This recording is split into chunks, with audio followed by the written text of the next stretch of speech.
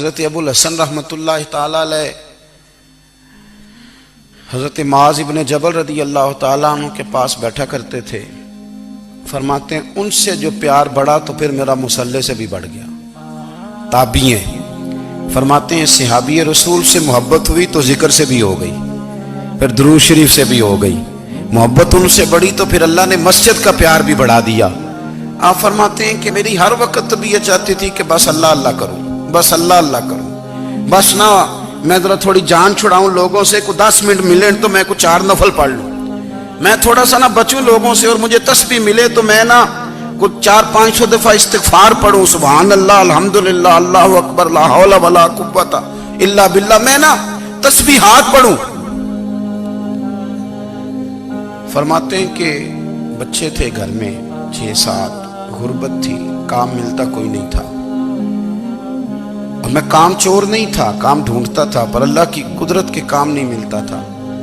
فرماتے ہیں کہ میں نے ایک دن اپنی اہلیہ سے کہا کہ آج میں پھر جاتا ہوں کام ڈھونڈنے. تو میری بیوی بڑی فرما بردار تھی, پر اس دن نہ غربت کے ہاتھوں تنگ آ کے کہنے لگی, آج نانا کوئی تو چیز لے کے آیا, تو مجھ سے بچوں کی بھوک نہیں دیکھی جاتی. یہ سب روگاں دا روگ محمد جس دا نام غریبی, کنڈ بلا کے لنگ جاندے نہیں دوست یار قریبی. آج نہ کچھ لے کے آیا تو میں بچے لے کے میکے چلی جاؤں گی.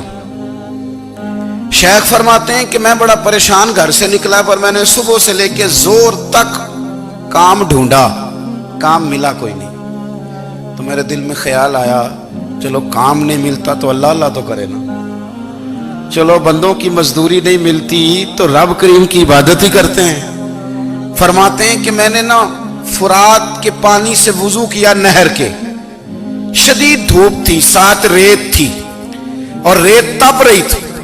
میں نے اپنا رومال وہیں مصلی کے طور پر بچھا لیا, اور فرماتے ہیں کہ زور سے لے کر عصر تک نماز پڑھی, دھوپ بھی پورے زور پہ, پر میرے سجدے کا ذوق بھی پورے زور پہ.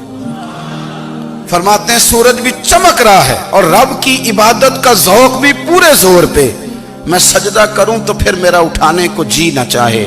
میرے استاد لکھا کرتے تھے, یہ ان کا شعر ہے, وہ کہا کرتے تھے, مجھے سوز دے, مجھے ساز دے, اور مجھے نیم شب کا نیاز دے, دم سجدہ خود کو میں توڑ دوں, مجھے ایسا ذوق نماز دے.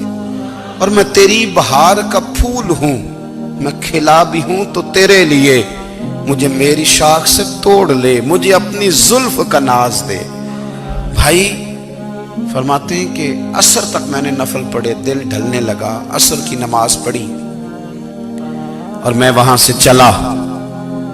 اب میں جب نکلنے لگا تو دل میں خیال آیا کہ چھوٹی چھوٹی دیواریں ہیں گھر کی, بغیر کچھ لیے جاؤں گا تو بیوی دور سے دیکھے گی تو شور کرے گی کہ پھر خالی ہاتھ آ گیا ہے. کہتے میں نے اپنے اسی رومال میں جس پہ میں نے نماز پڑھی تھی نا, رومال میں کی آخی دے پنجابی جسافہ کہتے ہیں, اسی میں نا میں نے کچھ ریت بھر لی کہ وہ دور سے دیکھے گی تو سمجھے گی کچھ لے کے آیا ہے, چلو جا کے اسے بتا دوں گا کہ آج پھر مزدوری نہیں ملی. کہتے ہیں وہ ریت لے کر جب میں گھر میں گیا تو پہلے بیوی دروازے پہ کھڑی ہوتی تھی, پوچھتی تھی خالی ہاتھ آ گئے ہو, آج میں نے دیکھا تو ہے ہی کوئی نہیں. فرماتے ہیں میں اندر داخل ہوا, سلام لیے, کونے میں میں نے وہ رومال رکھ دیا, اور میں نے آواز دی کہ بھلی مانس کہاں ہو؟ تو وہ کہنے لگی آپ منہ ہاتھ دھو لیں, میں روٹی لے کے آئی. میں نے کہا روٹی کہاں سے آ گئی, یہاں تو کئی دنوں کے فاقے, تو کئی دنوں کی غربت ہے, یہاں تو اس گھر میں تو فقیری ہے. فرماتے ہیں کہ وہ روٹی لے کے آئی, اور اس وقت کی جو موجودہ نعمتیں تھیں, سمجھ لیں سلاد, اچار, ہر چیز ساتھ لائی. میں نے کہا کہ بچے کہاں گئے؟ کہنے لگی وہ کھانا کھا کے کھیلنے گئے, آپ کھانا کھا لیں آ جاتے. کھانا اس نے چن دیا. میں نے حیرت انگیز لہجے میں ساری نعمتیں اپنے دسترخوان پہ دیکھ کر کے بیوی سے پوچھا یہ کہاں سے آیا کھانا؟ بچوں کو تو نے کہاں سے کھانا کھلایا؟ یہ سارا کچھ کیسا ہے؟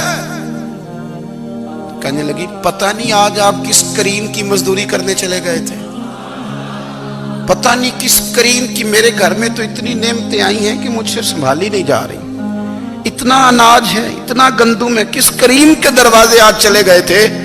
یہ کہتے کہتے وہ اٹھی اور اٹھ کر کے کہنے لگی پہلے بڑا کچھ آیا تھا, اب کیا لے آئے ہو؟ اور جا کر کے نا اس نے وہ ریت والا رومال کھولا کہنے لگے میں تو لے کے آیا تھا ریت، تو میرے رب نے اسے بھی سونے اور ہیرے بنا دیا تھا۔ جب آپ کی توجہ اللہ کی جانب، میرے نبی پاک صلی اللہ تعالی علیہ وسلم نے فرمایا ہر چیز اپنے رب سے مانگ، ہر چیز مانگ، ہر چیز مانگ۔ یا رسول اللہ کیا کچھ؟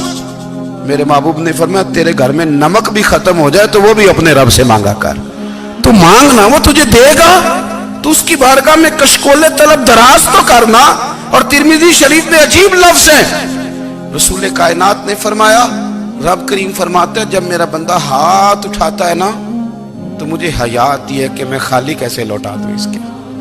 اتنے بڑے بادشاہ کی بارگاہ میں، او بھائی لوگوں سے عزتیں تلاش کرتے ہو تو وہ کیا تمہیں عزت دیں گے؟ وہ تو کل اچھا کہتے ہیں پرسوں برا کہنے لگ جاتے ہیں۔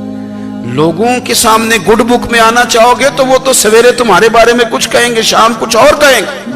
اپنی روحانی زندگی آباد کریں، اپنے مسلح کو وقت دیں، اور دنیا سے چھپ کر اس موبائل کو بند کر کے اور اپنے آپ سے بھی چھپ کے اور تنہا ہو کے چھپا کے سارا کچھ اپنے آنسو اپنے رب کی بارگاہ میں پیش کریں، اس کے حضور حاضری دیں۔